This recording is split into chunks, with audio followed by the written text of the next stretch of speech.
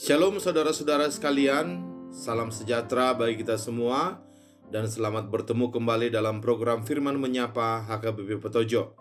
Sebelum mendengarkan firman Tuhan, marilah terlebih dahulu kita berdoa. Ya Bapa di surga, Engkau adalah Allah yang berfirman. Firman-Mu adalah perkataan hidup yang kekal. Firman-Mu adalah kabar kesukaan, kabar baik atau Injil.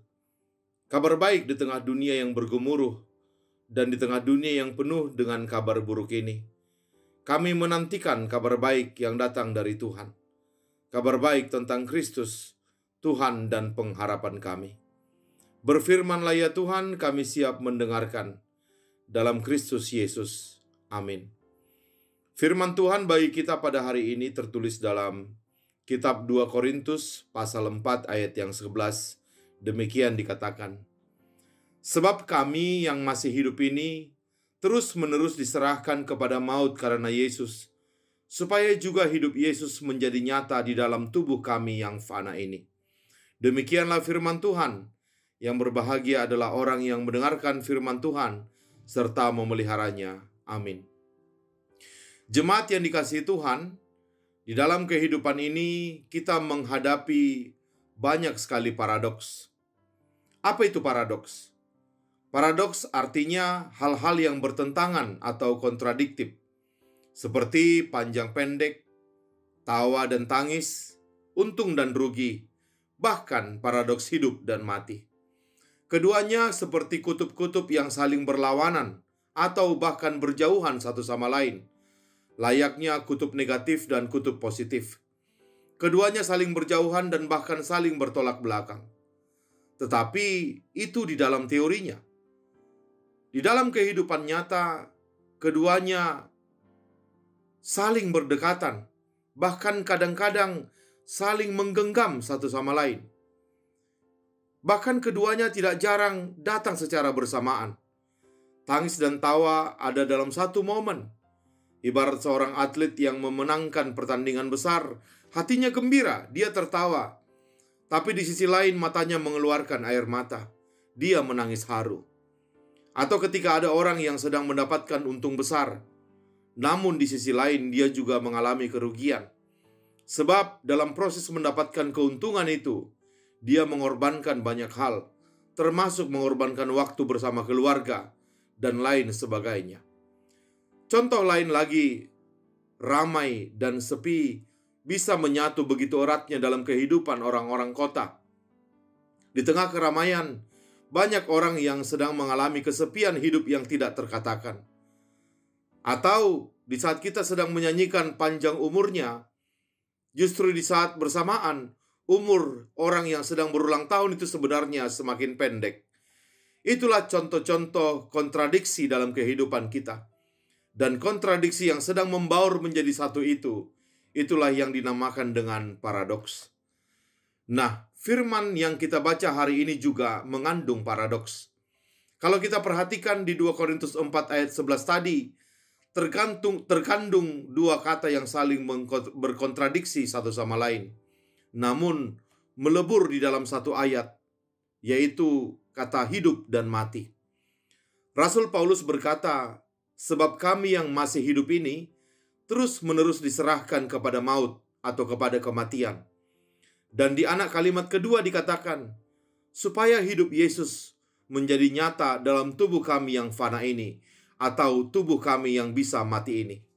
Perhatikan betapa silih berganti Rasul Paulus mengucapkan maut dan hidup, hidup dan tubuh yang fana. Kami yang masih hidup terus-menerus dihadapkan pada kematian. Tetapi itu semua bertujuan supaya hidup kami bisa menjadi seperti hidup Kristus, yaitu hidup yang benar-benar hidup. Demikian bahasa sederhananya. Saudara-saudara sekalian, memang sewaktu menulis surat 2 Korintus ini, Rasul Paulus sedang menghadapi pergumulan yang begitu hebat.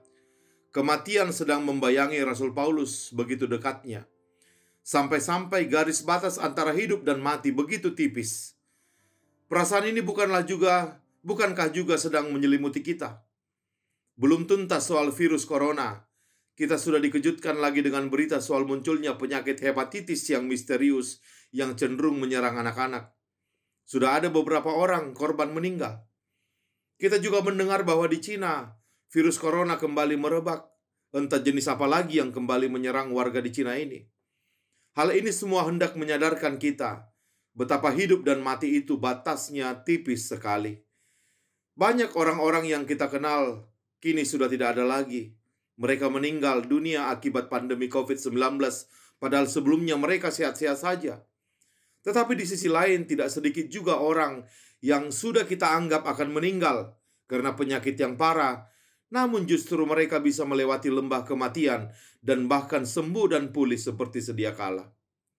Saudara-saudara, hidup dan mati seperti saling menggenggam dalam hidup Rasul Paulus, dan begitu juga dalam kehidupan kita. Itulah paradoks kehidupan. Ibarat dua sisi mata uang, mati dan hidup adalah saling berdampingan. Dan ketika uang itu diterbangkan ke atas, ibarat orang yang sedang mengambil undi, maka kedua sisi mata uang itu silih berganti menghadap ke atas.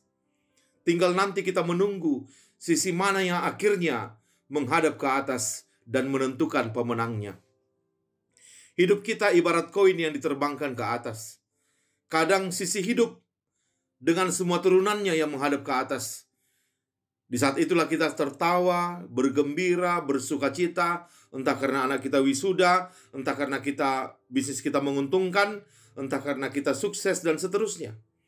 Tapi sebentar lagi gantian sisi kematian yang menghadap ke atas.